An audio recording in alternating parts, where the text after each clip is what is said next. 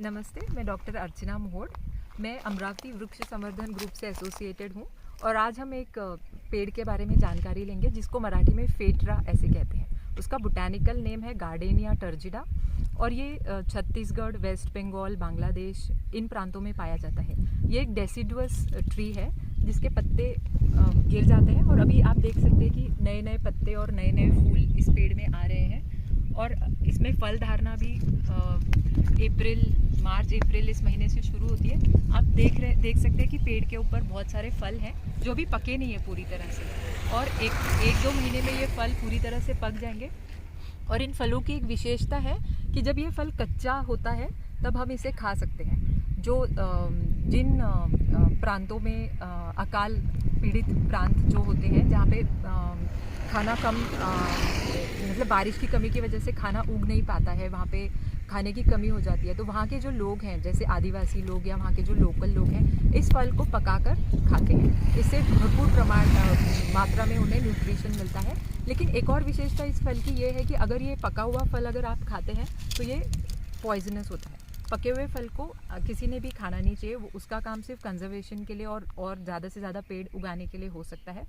और इस पेड़ की विशेषता है कि इसके बहुत सारे मेडिसिनल प्रॉपर्टीज़ हैं, जैसे कि और एक विशेषता है कि ये बहुत सेंसिटिव पेड़ है। अगर आप इसे टच करेंगे तो ये पेड़, इसकी जो शाखाएं हैं, टहनियाँ हैं, ये बहुत अच्छे से हिलती है।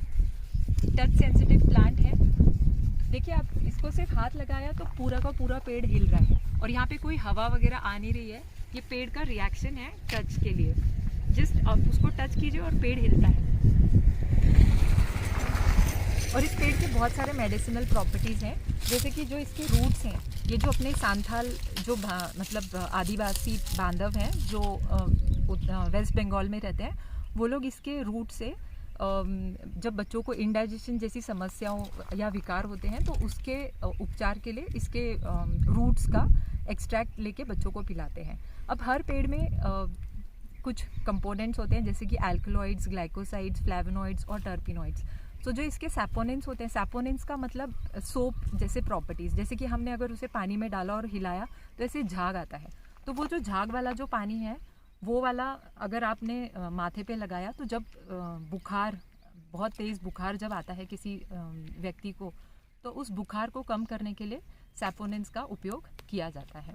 इसके अलावा इसके बहुत सारे उपयोग हैं, जैसे मिर्गी की बीमारी जो है उसमें पेशेंट्स को अटैक आते हैं, तो उस मिर्गी की बीमारी को ठीक करने के लिए, उसके उपचार के लिए भी इस पेड़ का एक्सट्रैक्ट यूज़ करते हैं। इसके अलावा इस पेड़ का एक और इम्पॉर्टेंट, एक महत्वपूर्ण इसका उपयोग है, जैसे कि दंश जो होते हैं, विषारी प्राणियों के दंश जैसे सर्प या फिर बिच्छू, तो उसके काटने से जो पॉइजन बॉडी में फैलता है उसको कम करने के लिए इस पेड़ के एक्सट्रैक्ट का यूज़ होता है। इसके एंटीवेनम प्रॉपर्टीज़ बहुत स्ट्रॉन्ग है, लेकिन हमें उसकी और थोड़ी स्टडी करनी चाहिए, उसके ऊपर काफ़ी रिसर्च की ज़रूरत है। इसके अलावा इसका उपयोग एपिलेप्सी के लिए जो मैंने बताया वो, और एंटी डिप्रेसेंट, आजकल की जो हमारी स्ट्रेसफुल जो लाइफ है उसमें हम लोग देखते हैं कि बहुत ज़्यादा से ज़्यादा हमें एंटी डिप्रेसेंट्स की ज़रूरत पड़ती है। लेकिन जो मार्केट में जो एंटी डिप्रेसेंट्स अवेलेबल है उसके बहुत सारे साइड इफ़ेक्ट्स हैं, जैसे कि वो किडनीज़ को अफेक्ट करता है और हमारी इम्यूनिटी को अफेक्ट करता है। तो इसके लिए हमें चाहिए कि हम ज़्यादा से ज़्यादा अच्छे एंटी डिप्रेसेंट्स ढूंढें कि जिसके साइड इफ़ेक्ट्स कम से कम हो और डिप्रेशन को कम करने में वो बहुत इफ़ेक्टिव हो। तो इस पेड़ के एंटी डिप्रेसेंट एक्टिविटीज़ भी रिपोर्टेड हैं, तो हमें चाहिए कि हम इसकी और स्टडी करें और हमें हो सकता है कि बहुत अच्छा इफ़ेक्टिव कोई एंटी डिप्रेसेंट हमें मिल जाए। बट है ये वेस्ट बंगाल, छत्तीसगढ़, महाराष्ट्र, अब अमरावती में पोहरा का जो जंगल है वहाँ पे काफ़ी मात्रा में ये पेड़ पाया जाता है और हम हमारे ग्रुप के माध्यम से कोशिश कर रहे हैं हम लोग कि इस पेड़ का कंजर्वेशन ज़्यादा से ज़्यादा हो, ताकि हमें भविष्य में अगर किसी पेड़ की आवश्यकता पड़े औषधि निर्माण के लिए तो हमारे पास पेड़ तो रहे, क्योंकि इसका मेंशन आयुर्वेदिक किताबों में, ग्रंथों में किया हुआ है।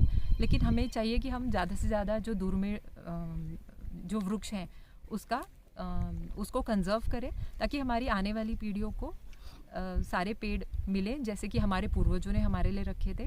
विरासत में हमें सिर्फ पैसे नहीं, संपत्ति नहीं, बल्कि जो हमारी ये वन संपदा है उसको भी हमें अपने बच्चों के विरासत के लिए रखना चाहिए।